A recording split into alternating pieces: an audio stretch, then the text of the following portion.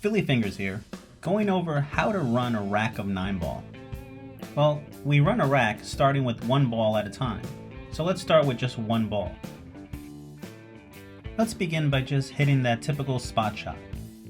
Now that we're warmed up, let's take 2 balls, and we'll rack 2 balls and try to break and then run out in sequential order.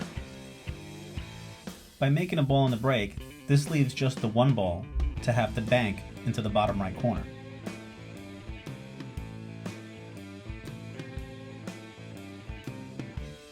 Then try racking 3 balls, and again, break and try to run out in sequential order. We'll always look to that 1 ball, as the 1 ball and that starting point is always going to be the trickiest part. We want to make sure we have a good shot. In this case, we'll have to bank the 1 ball. By banking the 1 ball, the rest of the rack is pretty straightforward.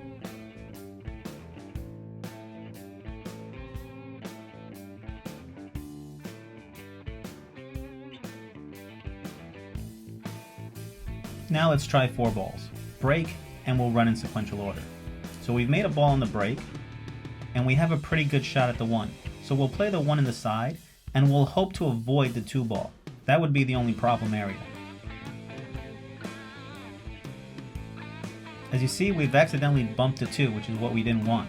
So now the next crucial part of this rack is having to make a bank shot, and banking the 2. From here, we are out.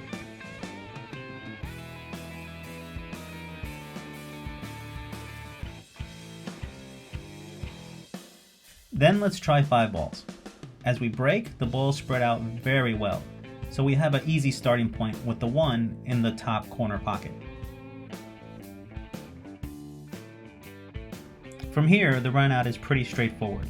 There are no balls that are clustered together. We just have to play good position and good speed. Each ball lends itself very easily to the next.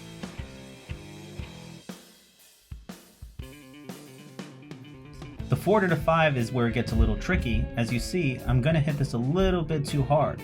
So instead of having a simple 5 in the corner, this will be the tricky shot. I will have to bank the 5. Banking the 5 completes the rack, and we move on. Next, we'll try 6 balls. So we'll break and try to run out. As you see, right off the bat, the first problem area is the 3 and the 5. They didn't really separate, so we have a very simple 1 ball to start, but we have to consider that 3-5 is going to come into play. Now you see that the crucial shot is really the 2. The 2 in the corner isn't the big deal. It's making sure that the cue comes off to separate the 3 and the 5. Now, the final crucial part will be the 3. Leaving myself a bank shot, I have to be able to bank the shot to continue the run out. Now that I've made the bank, the rest of the run out is pretty straightforward. You'll start to notice that as we add more balls to the rack, it's the beginning part of the rack that becomes more crucial, because there's more balls on the table and more clusters to have to break out. Now that we've completed the rack, we then move on and try 7 balls. So let's break. We've pocketed 1 ball on the break, but we don't have good shape on the 1 ball. So since it's 9 ball and we have to hit the lowest ball first, we will still try to carom the cue ball off the 1 into the 7 and 3. We've luckily made that shot and we get to continue our run out. Our first shot now on the 1 is a bit of a tricky reverse cut, but it's the only shot we really have to an open pocket. Now that we've made that reverse cut, the rest of the rack is pretty straightforward.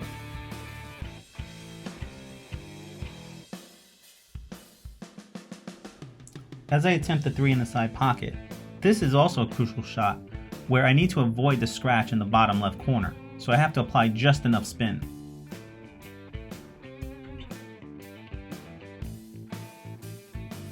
From here, the rest of the rack is very straightforward. 5 in the top left corner, and then 6 in the side pocket.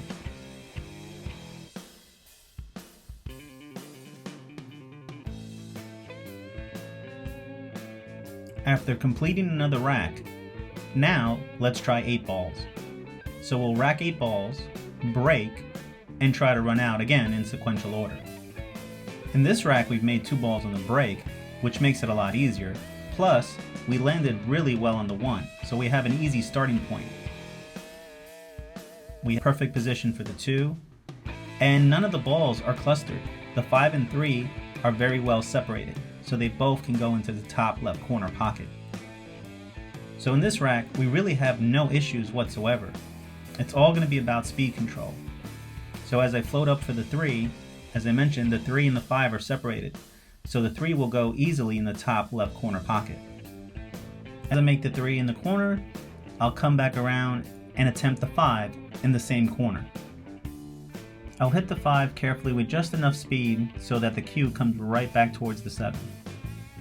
Now I was careful not to get too close. I'm just far enough where I can hit the 7 in the bottom right corner and pretty much float over for the 8 ball.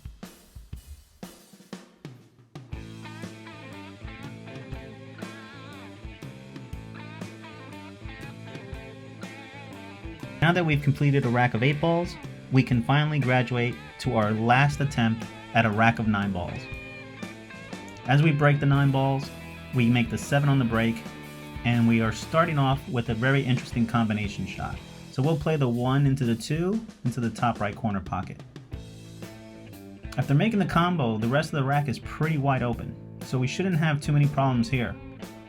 Play the 1 to the bottom right corner. Now I'll play the 3 into the side pocket. I will now play the 4 in the bottom left corner pocket, and I will draw with extreme draw so that I could come back to the right rail and play the 5 in the top left corner pocket. I'm now perfectly straight in on the 5, where I can draw and stun out to the left so that I can make the 6 ball in the exact same corner pocket. Now I'll just hit the 6 with a little bit of right follow, and I'll be able to play the 8 in the same pocket. Now, hitting just center ball, I'll come off the rail and head towards the 9. I could have hit it a little harder to get a little closer, but still a very easy and makeable shot. I'll play the 9 in the bottom right corner, and that will complete a rack of 9 ball. So, how do you run a rack of 9 ball? Well, I practice one ball at a time. That's my take on how to run a rack. Till next time.